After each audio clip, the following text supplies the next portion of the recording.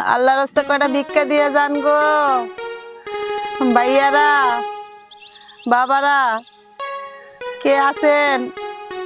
আপনারা দূরে একটা টাকা ভিক্ষা দিলে এটা দিয়ে আমি চাল কিনা খাইতে পারি। 50 টাকা দিচ্ছেন, আল্লাহ আপনার ভালো করুক। দেন ভাই দেন, আল্লাহর রাস্তায় কয়টা টাকা ভিক্ষা দিয়ে যান। কেউ তো নাই রাস্তাঘাটে, কে দিব ভিক্ষা? এদিকে তো কেউ দেখা যায় না, ওই জায়গায় দেখা যাইতেছে কয়টা মানুষ, যাই ওদিকেই যাই। আল্লাহ,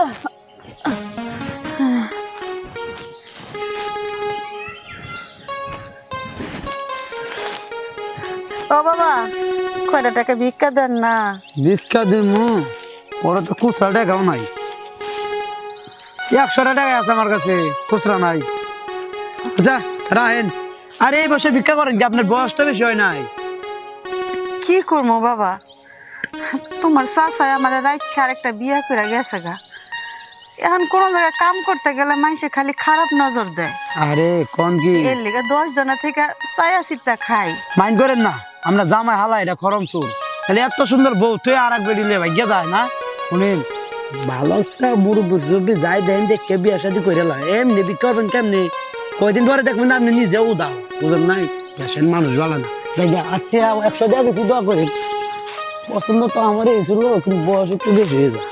এই যেই লোকে দেয় এই লোকে খালি আজাইরা কথা কয়। 2টা টাকা ভিক্ষা দিলে দিবি, না দিলে নাই। শোনো রেশমি, আমার বাবা আমাকে তো লন্ডন পাঠিয়ে দিতে চাচ্ছে, ওখানে যে আমাদের বিজনেস আছে না, ওই বিজনেস দেখাশোনা করার জন্য। ভালোই তো হবে, আমারও বাংলাদেশে ভালো লাগে না। আমরা বাইরে যদি শিফট হয়ে যাই, ওইখানে গিয়ে আমরা সারা জীবন কাটাবো। আরে বাংলাদেশে কোনো ফিউচার আছে বলো? আরে সে তোমাকে যদি আমি নিয়েই, তাহলে তো বিয়ের পরে নিতে হবে। কিন্তু আমার বাইরে একদমই ভালো লাগে না, ওখানে কেউ নাই, আত্মীয় স্বজন, বন্ধু বান্ধব। তাছাড়া এখন তোমার সাথে ইচ্ছে করলে আমি দেখা করতে পারি, তোমাকে বলি এখানে আসো, রেস্টুরেন্টে যাই, পার্কে যাই, তুমি চলে আসো। কিন্তু ওখানে আমি কি করবো? ওখানে কি সেটা সম্ভব? সম্ভব না, কিন্তু সবারই তো একটা ইচ্ছে থাকে না বাইরে শিফট। আল্লাহ রাস্তায় না, কয়টা টাকা দিবেন, কয়টা ভিক্ষা দিবেন? ভিক্ষুকরা আর জায়গা পায় না ভিক্ষা করার, যেখানে সেখানে এসে ভিক্ষা চেয়ে বসে। কি বলো? এই ভিক্ষুক মানুষ ভিক্ষা চাইতেই পারে, এভাবে কথা বলছো কেন তুমি? আমার মেয়ে রেশমার মতো লাগতেছে না? হ, আপনি কি পাগল? কার সাথে কিভাবে কথা বলতে হয় আপনি জানেন না? যেখানে সেখানে এসে যাকে তাকে দেখলে মেয়ে মনে হয়, মেয়ে বানিয়ে ফেলেন, তাই না? কি খালা, আমি ঠিক বুঝতেছি না। এই, তোমার কাছে 10-5 টাকা থাকলে দিয়ে দাও, দিয়ে বিদায় করে দাও তো। আমার কাছে ভাঙতি নাই তো, কিন্তু কি রে মা, তুই আমার লাগে এমন ব্যবহার করতেছিস কেন? আমি সারাদিন মানুষের কাছ থেকে ভিক্ষা করে আইনা তোরে খাওন দেই। তোর বাবা মরে যাওয়ার পরে আমি একটা বিয়ে শাদিও বই নাই তোর মুখের দিকে তাকাইয়া।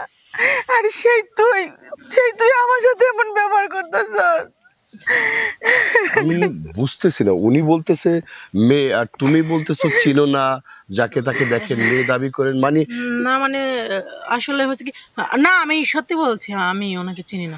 আপনি এখনো দাঁড়িয়ে আছেন কেন? যান এখান থেকে, যান। এই দাঁড়াও খালা, আপনি আমার খুলে বলেন তো কি আসলে ঘটনা কি? ও আমারই মাইয়া। আমি ও ছোট থাকতে ওর বাবাটা মরে গেছে। আমি ওর মুখের দিকে তাকাই একটা বিয়ে শাদী পর্যন্ত করি নাই। মানুষের থেকে তুইলা ওরে আমি 3 বেলা খাওয়ান দেই, ভালো ভালো কাপড় চোপড় দেই, কিন্তু আমি ভালো কাপড় চোপড় পরি না। আর সেই মাইয়া আমারে অস্বীকার করতেছে। ছি রেশমা, ছি, তুমি এত জঘন্য, এত নীচ মনের।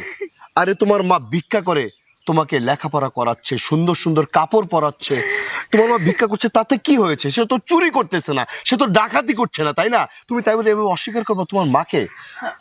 আসলে হয়েছে কি, আমাদের পরিচয় জানার পর যদি তুমি আমার সাথে সম্পর্ক না রাখো, এই ভয়ে আমি তোমাকে কিছু বলি নাই। শোনো, আমি তোমাকে একটা কথা বলি, বাংলাদেশে এমন অনেক আছে যে এখন কোটি কোটি টাকার মালিক, একসময় তার বাপ দাদা 14 গোষ্ঠী ভিক্ষা করেছে বা কোনো ছোট কাজ করেছে। তাই বলে তুমি এরকম মাকে অস্বীকার করবা? ছি, মা, যে মা তোমাকে পেটে ধারণ করেছে তাকে তুমি অস্বীকার করছো। তোমার প্রতি আমার এখন ঘৃণা হচ্ছে, মন চাচ্ছে একটা। থাক বাবা।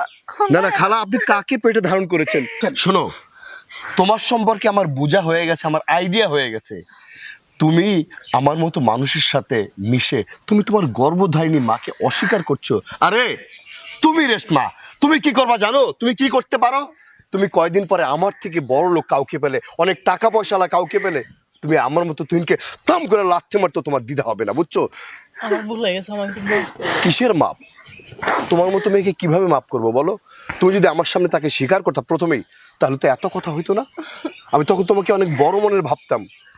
শোনো, যারা অরিজিনাল পয়সাওয়ালা মানুষ তারা তাদের নিজের আত্মীয় স্বজন বন্ধু বান্ধবকে অস্বীকার করে না। তুমি খুব একটা বাজে মেয়ে।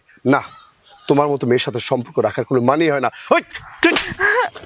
মায়ের না বাবাজি, আমার মায়েরারে মায়ের না, অনেক কষ্ট করে মায়েরারে পালছি, নিজে খাইয়া না খাইয়া মায়েরারে খাওয়াইছি। খালা, এ আপনি কাকে খাইয়েছেন? হ্যাঁ, এই বুঝি আপনার মেয়ে?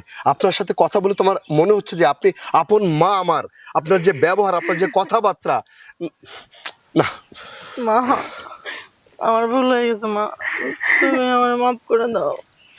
আমি বুঝতে পারি নাই মা কি জিনিস, তুমি আমার মাফ করে দাও মা। মারে, তুই যে তোর নিজের ভুলটা বুঝতে পারছো, এটাতে আমার অনেক খুশি লাগতেছে। বাবাজি, আমার মায়েরারে মাফ করে দেন। খালা, আমি আপনার একটা কথা বলি, শোনেন। আমাদের অনেক টাকা আছে, অনেক পয়সা আছে, দেশে বিদেশে অনেক ব্যবসা বাণিজ্য আছে, কিন্তু আমার ঘরে সৎ মা। জানেন মায়ের আদর ভালোবাসা কি জিনিস আমি আমি পাই নাই। আমি খুব কষ্টে আছি। মা মা বলে যে কাউকে ডাকবো, সেই সুযোগটা আমার নাই। সৎ মা বুঝেনি তো, সে তার মতো থাকে, আমাকে ভালোবাসে না, আমাকে আদর করে না। বুঝতে পেরেছো? হ্যাঁ, আমি আমার টাকা পয়সা দেখে আমার কাছে আসছো। যাক, তোমার মা যদি মাফ করে, আমার কিছু বলার নেই। না, আমি আমার মায়েরা মাফ করে দিছি। পোলাপান মানুষ, কিছু বুঝে না, না বুঝে করছে। দেখছো মা, একেই বলে মা।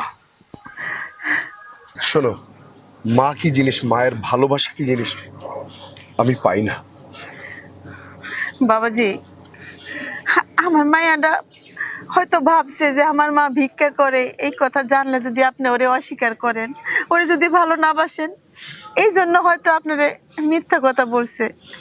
আপনি যদি রাজি থাকেন তাহলে আমার মায়াটারে গ্রহণ করতে পারেন। আর আপনি যে এত পয়সা, এত টাকা পয়সা আছে, তাও যে আপনার ভিতরে কোনো অহংকার নাই, আপনি একটা ভালো মনের মানুষ, এটা আমি এখন বুঝতে পারলাম।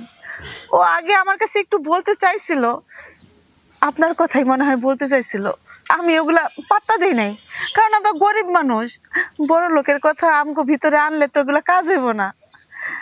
তাই বলতেছি, আপনি যদি আমার মায়াডারে গ্রহণ করেন, তাহলে আমার চেয়ে খুশি এই জগৎ আর কেউ হইব না। খালা, আমি ওকে ভালোবাসি, আমি ওকে গ্রহণ করে নিবই নিব। হ্যাঁ, আর আমি যেটা বলবো আমার বাবা সেটা মেনে নেবে। আপনি একদম নির্দ্বিধা থাকেন, নিঃসংকোচে থাকেন। আমি ওকে ভালোবাসি, অবশ্যই মেনে নিব। আলহামদুলিল্লাহ।